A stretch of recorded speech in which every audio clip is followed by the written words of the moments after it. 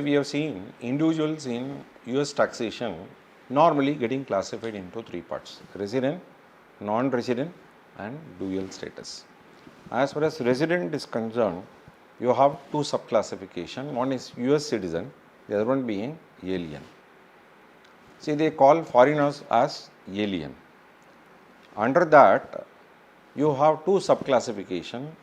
One, a person being an alien, but when he is getting permanent residence certificate from that immigration of USA, he will automatically be given with green card.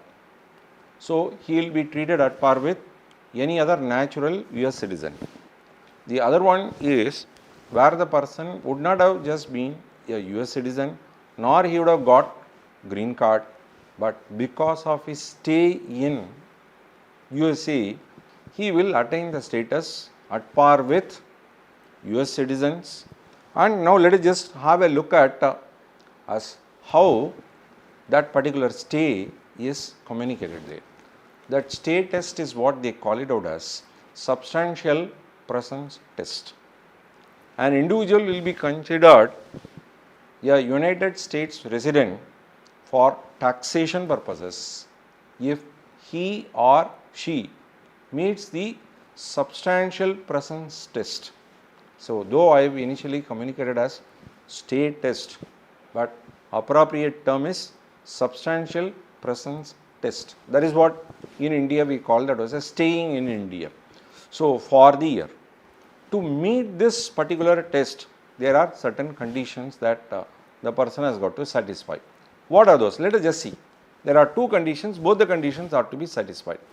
To meet this test, the individual must be physically present. What is that?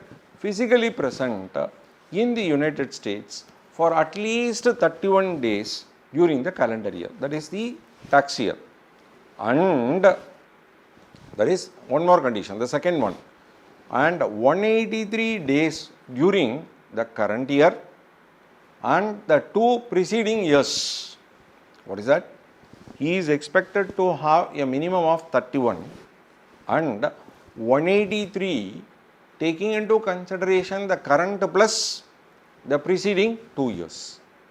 So, you have got to be very careful regarding how the counting should be made. Now, let us just look into those countings. See, number 1, so where we take into consideration all the days the individual was present in the current year, correct?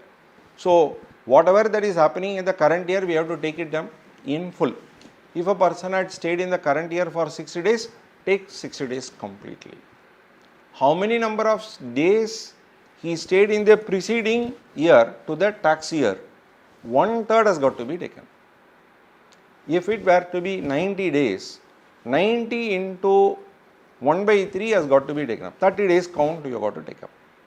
Then the year preceding to that last one that we are talking about, 1/6 of the stay time we have to take up. So, current year stay plus 1/3 of the year preceding the tax year and 1/6 of the stay to the previous year, to the earlier year. So, it is current year stay into 100%. Earlier year, that immediately preceding year stay into 1/3. Earlier to that year, number of days stay into 1/6. If you sum up all that, it should come to 183. This is in addition to the current year stay of 31. So, he has to satisfy two conditions: 31 days of stay in USA plus current year stay, that is preceding year stay, and the earlier to the preceding year stay. If you count as full for the current period, 1/3 of the preceding and the second preceding 1/6, all that summation when it comes to 183 and with 31 minimum, then automatically he will be considered as a person satisfying the stay test, and thereby his status for filing will be at par with US citizen. I hope that this stay condition is clear for you. Both the conditions are to be satisfied. Current period 31 days plus 183 days taking into consideration current, preceding and the earlier year as full, 1/3 and 1/6. And this is the way one can easily understand as whether he is taken up as US citizen for the purpose of taxation.